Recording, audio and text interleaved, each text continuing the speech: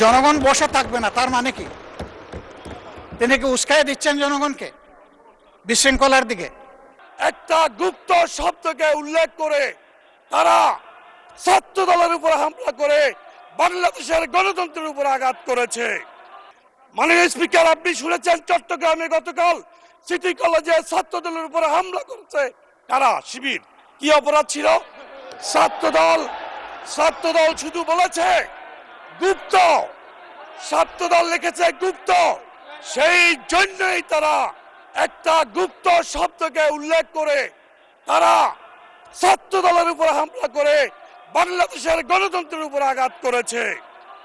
প্রথমে আমি তীব্র প্রতিবাদ জানাই, এখানে যে অসংসদীয় ভাষা ব্যবহার করা হয়েছে এটা এক্সপান্ড করা হোক।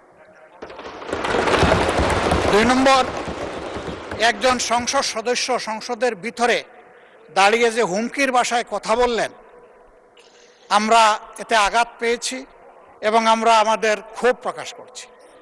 জনগণ বসে থাকবে না তার মানে কি? তিনি কি উস্কাই দিচ্ছেন জনগণকে বিশৃঙ্খলার দিকে? এগুলা সংসদীয় আচরণ না, মাননীয় স্পিকার।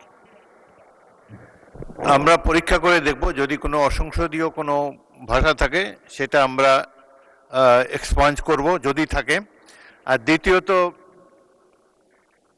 যেসব বক্তব্য, এটা তো বাংলাদেশের রাজনীতির ভাষা, আমরা চুপ করে থাকবো না, এইগুলো তো শত বছর ধরে বাঙালিরা বলে এসেছে। এগুলা আপনারা বক্তৃতা যখন দেবেন আপনারা এর জবাব দেবেন, কিন্তু বক্তব্য রাখার সময় অনুগ্রহ করে ডিস্টার্ব করবেন না।